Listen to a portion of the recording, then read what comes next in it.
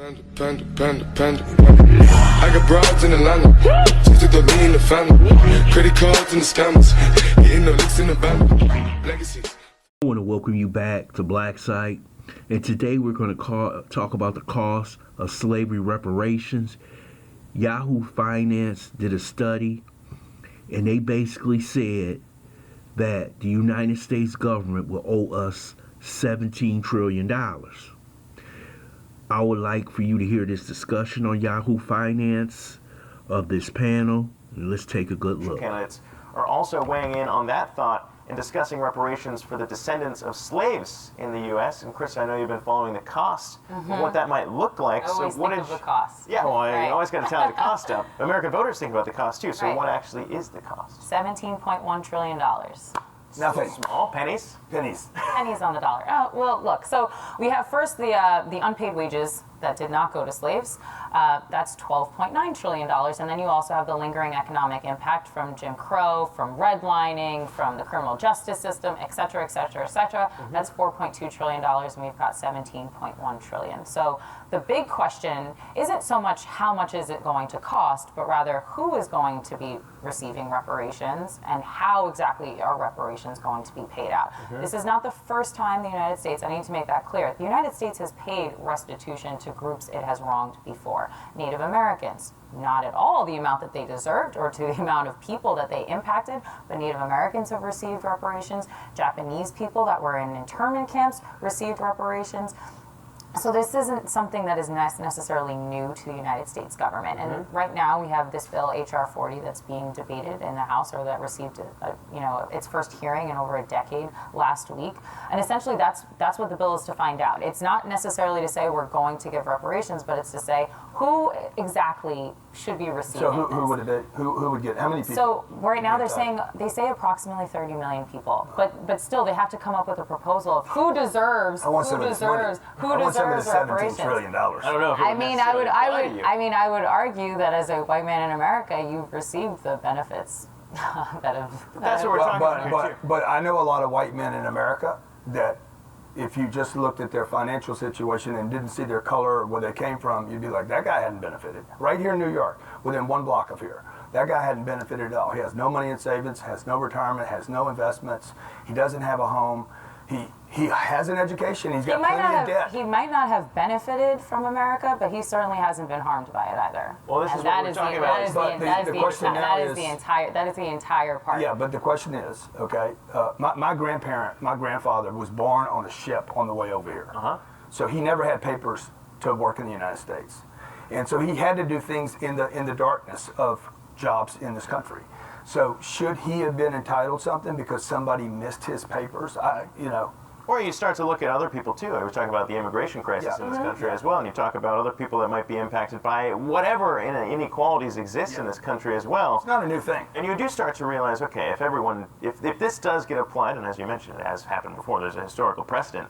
The Japanese internment camps as well as Native Americans. And globally as well. Across the board. Germany paid restitution out essentially because of the Nazis. They paid out to the Jewish people and to the state of Israel reparations. And actually this bill has actually looked at proposals that actually would model a reparations payment plan, essentially, that would be modeled after Germany. Because lump sum payments aren't necessarily... It'd be a huge economic boom if you distributed $17 trillion. Yeah, we've seen that. The wealthy people in this country are going to figure out, how do I get that money back? But you're considering it as a lump sum payment, and a lot of people have said lump sum payments are not necessarily the best idea. What it is to take that money and to reinvest it into the black community, to allow black Americans to essentially regain some of the wealth that they were completely shut off from for hundreds of years. I mean, this is not the original sin that we can turn our back on that only lasted for 10 years. This is a slave trade that lasted for hundreds of years. This is Jim Crow. This is black people unable to buy homes. This is black people that are imprisoned. You can also start to make the same arguments too. I mean, if we're talking about inequality, the gender gap is discussed all the time as well, and you can start to make the argument that the same kind of inequalities that existed for many years maybe women should also be They studying. should, and they should. We cannot, Women no. should be. Politically, Women should be. politically, there's a lot of questions. Women should be. As a woman, obviously, I want to address, inequalities when it comes to gender. Yes. We cannot, however, describe we need to stop doing this game of comparison where we like to compare the plight of Black Americans But with other groups. politically, these are the questions that are going to be asked. If you start to pass this, this is what will hang in the balance here. If you're debating this, And I welcome the debate. Yeah, I think I welcome the debate. I hope. While we need Congress takes highways up the and debate. bridges. Yeah. All right. Airports. Well, it wasn't the only thing. I mean, this was one. Now you have to understand this about the reparations debate. You're going to hear the argument, which you heard from this white man, basically saying that our parents was not involved in the slave trade. We didn't own slaves. But you have to be responsible for what this country has done to black people. You owe us a debt. That debt must be paid.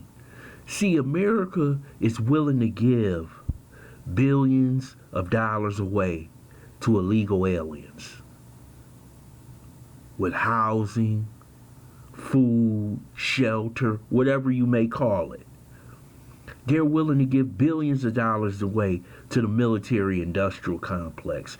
They're willing to give billions of dollars away in world aid to countries like Israel, which they give $3.6 billion to. But they don't have enough money to give to ADOS, who have toiled in this country for 400 years.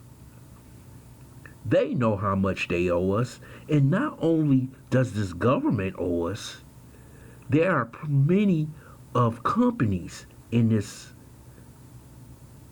great state or this great country of America who owe us billions of dollars. So let me tell you something. The government owes $17 trillion. When you add up some of these other companies that have stolen from us, they owe us probably $1 trillion. Let's pop that up to $18 trillion. Because this debt has to be paid. We cannot let this slide by. And let me tell you something. I'm going to make another video after this. And I probably told you right after the Democrat Party had their debate that basically they're trying to get rid of us. Basically, they're trying to push us off the political scene so they don't have to deal with this issue called reparations. Reparations is the #1 issue for Black America. You have to stay on point with this issue. This government does not want to pay it. We have to hold the line in this 2020 election. We can't let them fear us with Trump. We must get this issue front and center. Just like you saw in that debate, they spent most of their time talking about illegal aliens in the gay community. When these debates move into November, December, and January, reparations better be the #1 issue when it comes to Black America. And we must put everybody on blast about this. You can't sit back and hopefully wait for this Democrat Party to deliver.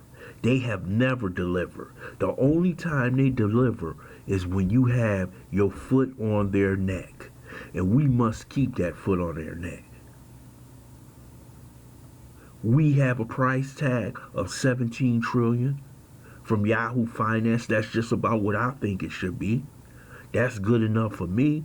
They can make it over a 20-year installment, a 15-year installment. Don't matter to me, long as we get what we deserve. I want to thank you for listening to Black Site Underground News that you can use.